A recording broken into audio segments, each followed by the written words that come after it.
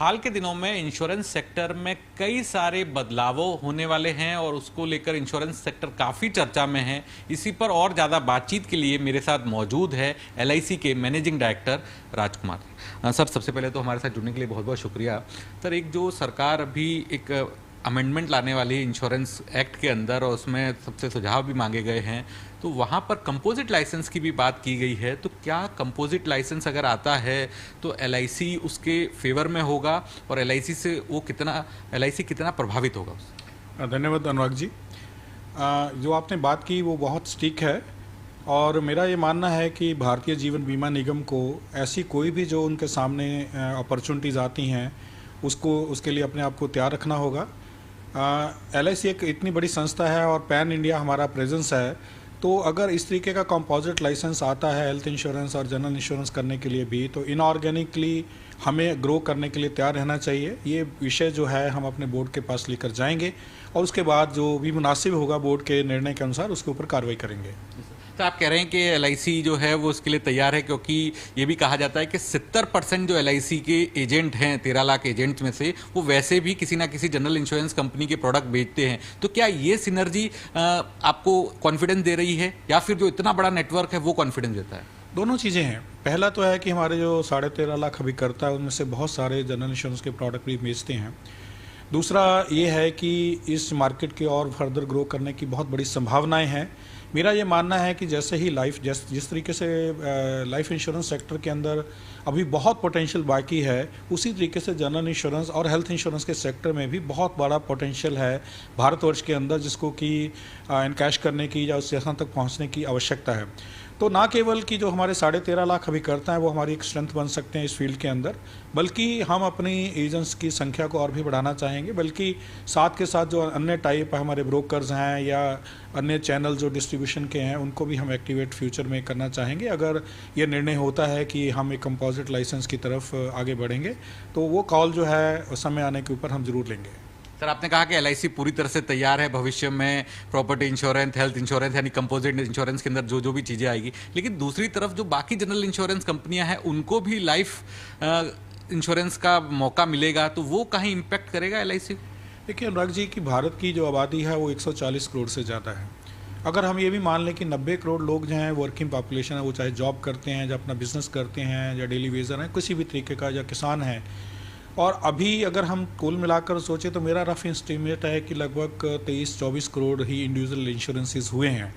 इस हिसाब से लगभग 66 करोड़ पॉपुलेशन ऐसी है जिनको बीमा दिया जा सकता है। सबसे बड़ी ज़रूरत यह है कि मार्केट शेयर की बजाय मैं ये कहना पसंद करूँगा कि जो भारत की जनता है उनको लाइफ इंश्योरेंस का बिजनेस मिलना चाहिए।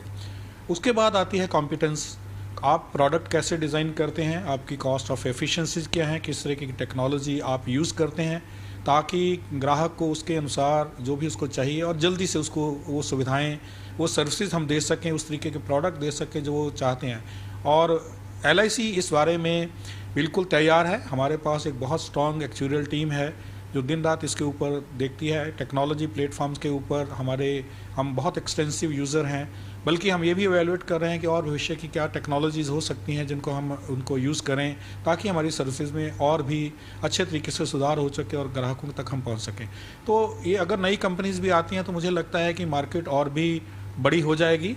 हाँ, जब ज़्यादा एक से ज़्यादा लोग होंगे तो 100% या 100% मार्केट शेयर तो किसी का रहता नहीं है, लेकिन मैं ग्रोथ को ज़्यादा महत्व दूंगा कि ग्रोथ क्या है और आप उसके अनुसार अपने मार्केट शेयर को, जैसे हम अगर आप देखें तो 20-21 साल हो चुके हैं प्राइवेट सेक्टर को आए हुए और हम आज भी बहुत स्ट्रांगली लाइफ इंश्योरेंस सेगमेंट में काम कर रहे हैं। इस साल के अंदर भी आप देखें तो लगभग 4.5% से ज़्यादा मार्केट शेयर हमने रीगेन किया है।